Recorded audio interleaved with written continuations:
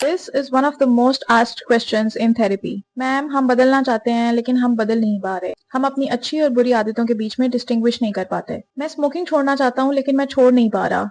मुझे छोटी छोटी बात पर बहुत गुस्सा आता है लेकिन मेरा अपने ऊपर कोई कंट्रोल नहीं रहता। और सबसे मायूस कुन सवाल, क्या मैं कभी भी नहीं बदल सकता? शायद मेरी सारी जिंदगी ऐसे ही गुजर जाएगी।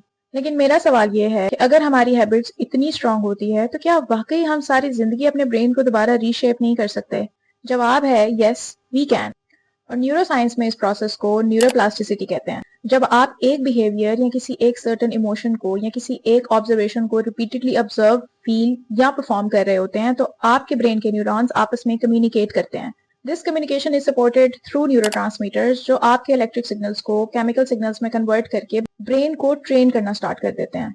And every time you repeat a certain behaviour और शो अ सर्टेन इमोशन, आपके न्यूरॉन्स की कम्युनिकेशन स्ट्रांग होती जाती है। इस कम्युनिकेशन की बेस पे दे बिल्ड न्यूरल पाथवेज।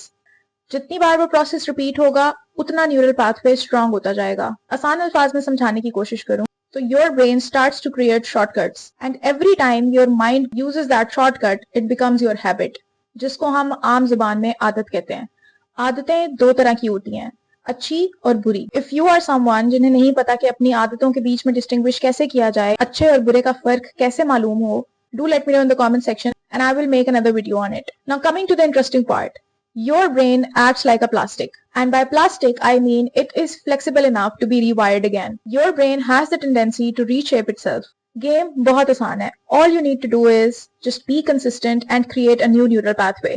आप जितना एक नए बिहेवियर को अडेप्ट करेंगे, आपका नया न्यूरल पाथवे उतना स्ट्रांग होता जाएगा, और आप जितना पुराने बिहेवियर के बारे में सोचना, बिहेव करना, रिएक्ट करना बंद करेंगे, वो न्यूरल पाथवे टाइम के साथ वीक से वीक तर होता जाएगा। एंड आई कंप्लीटली अंडरस्टैंड कि शुरू में change can be difficult, but all you have to do is to be consistent and do not repeat the old behavior that you want to eliminate from your life. इसलिए this is important to understand कि bad habits को सिर्फ stop कर देना काफी नहीं होता, आपके brain को replacement चाहिए होती है। For example, आप किसी भी stressful situation में overthink करने की बजाय deep breathing को consciously practice करना शुरू कर देंगे, so this will definitely build a stronger neural pathway और आपका पुराना neural pathway weak होता जाएगा। You are not just changing your behavior, you're literally reshaping your brain. You cannot change your past, but with consistency and repeated actions, you can absolutely change your future brain.